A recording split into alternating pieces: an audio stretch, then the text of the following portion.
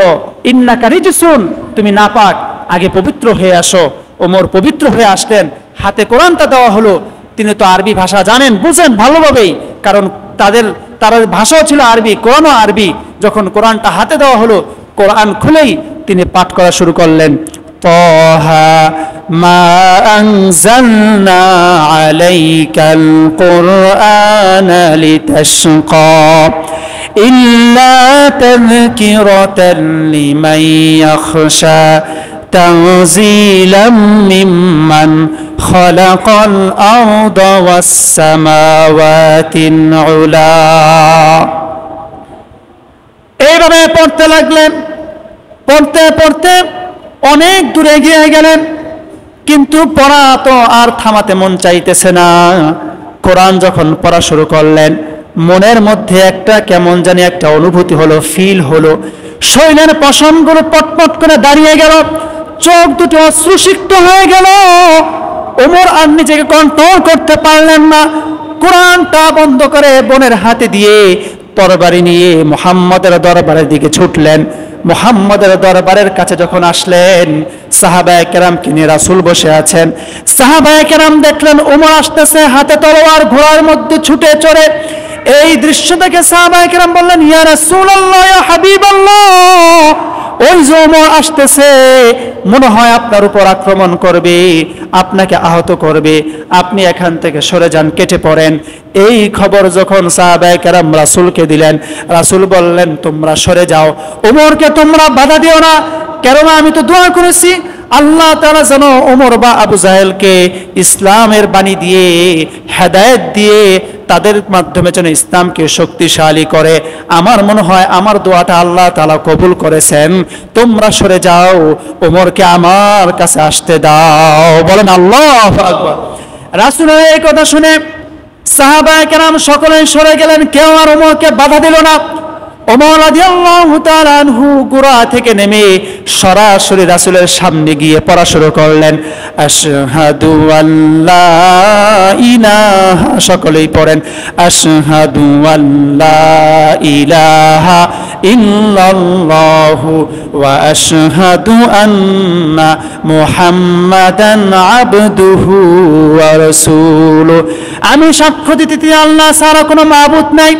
আমি আরো সাক্ষ্য দিচ্ছি যে হযরত মুহাম্মদ মুস্তাফা সাল্লাল্লাহু আলাইহি ওয়াসাল্লাম আপনি আল্লাহ তাআলার বান্দা এবং তার রাসূল। যে ওমর রাসূলকে মারার জন্য রওনা করেছিল, সেই ওমর রাসূলের দরবারে এসে কালিমা পড়ে মুসলমান হয়ে গেল। সুবহানাল্লাহ, আল্লাহু আকবার। রাসূল এবার বলে, ওমর, আমি তো দোয়া করেছি তুমি যেন ইসলাম গ্রহণ করো, কিন্তু আমি জানতে চাই, এই যে হঠাৎ করে তুমি আমার দরবারে এসে ইসলাম গ্রহণ করলা, কি জিনিস তোমাকে আমার কাছে নিয়ে আসলো? ওমর বলে, আমি তো আপনাকে মারার জন্য ছুটছিলাম, পথিমধ্যে আমি খবর পাইলাম আমার ঘরে কোরআন পড়া হচ্ছে, ঘরে গিয়ে দেখলাম বোনের জামায় কোরআন পড়ে, তাদেরকে মেরে রক্তাক্ত করে ফেলেছি।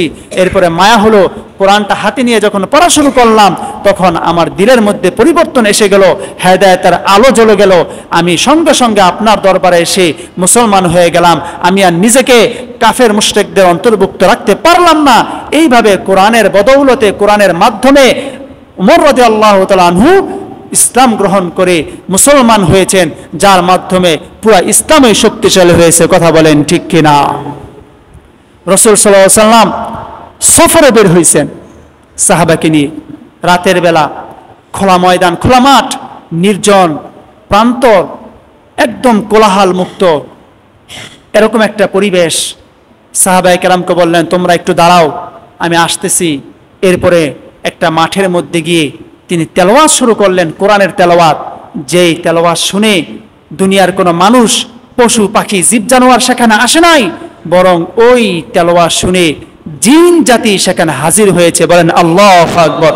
রাসূল সাল্লাল্লাহু আলাইহি ওয়াসাল্লাম পড়া শুরু করলেন, কুল উহিয়া ইলাইয়া আন্নাহু ইসতামা'a নাফারুন মিনাল জিন্নি ফাকালু ইন্না সামি'না কুরআনান আজাবা।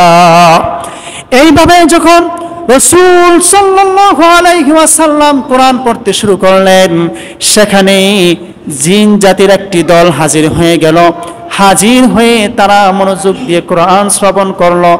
এরপর তারা বলল, ইয়া রাসূলুল্লাহ, ইয়া হাবিবাল্লাহ, আপনি যেই কিতাব তেলাওয়াত করলেন, আপনি যেই পাঠ করলেন, আমরা এই জিন জাতির একটি দল সমগ্র দুনিয়া সফর করেছি। পাহাড়ের পর পাহাড়, প্রান্তরের পর প্রান্তর, নদী নালা, খাল বিল, সমুদ্র পর্যন্ত আমরা ঘুরে বেরিয়েছি। এমন কিতাব, এমন বাণী আমরা কখনো শুনি নাই। বলেন আল্লাহু আকবার। তারা বলে, ইন্না সামি'না কুরআনান আজাবা,